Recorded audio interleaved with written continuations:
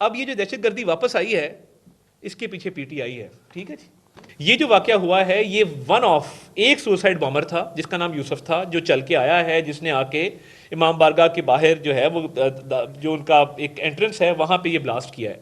تو اس کی ریمین ساری چیزیں دیکھتے ہوئے تحقیقات آگے بڑھ رہی ہیں.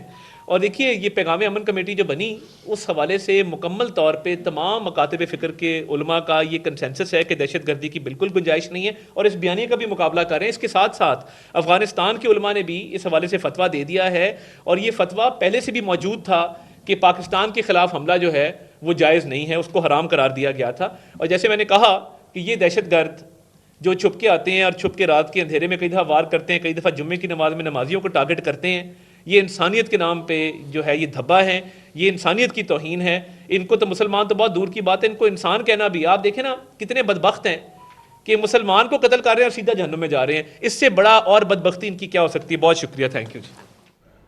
وفاق اطلاعات و نشریات عطا اللہ طاہر پریس کانفرنس کر رہے تھے. انہوں نے کہا کہ دہشت گردوں کو ہاتھ پیر کاٹ کر بے دخل کر چکے تھے. یہ جو دہشت گردی آئی ہے اس کے پیچھے پی ٹی آئی ہے.